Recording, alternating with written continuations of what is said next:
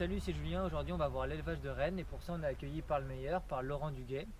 Et donc, Eh bien on va y aller, on va c'est vous parti. présenter ça. Allez. Tout d'abord, le greffage. Pour cela, il faut utiliser des larves de moins de 3 jours. Elles doivent provenir de rennes inséminées de pédigré pour garantir leur qualité.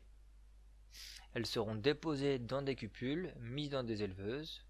Dans les éleveuses, la reine est isolée des cellules par une grille. Cette grille sera fermée le jour du greffage et le jour d'après, il faudra repasser pour ouvrir les grilles. Ici, chez Laurent Duguet, il y a un système ingénieux qui permet d'ouvrir les grilles sans perdre trop de temps. Le 6e jour, les cellules sont enlevées des éleveuses pour être mises en couveuse. 10 jours après le greffage, les cellules sont sorties de la couveuse.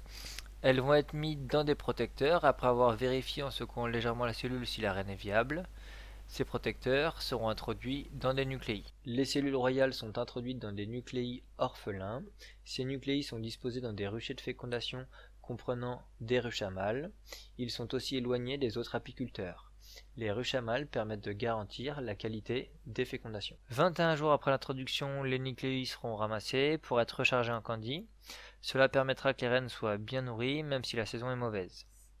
C'est aussi l'occasion pour rechercher, marquer et lever les rennes. Les rennes seront ensuite envoyées aux clients. Je vous laisse observer l'organisation particulièrement efficace.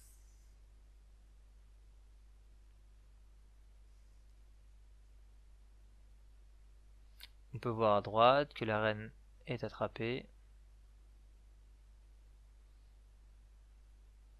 Le marquage, puis ensuite l'encagement avec les accompagnatrices.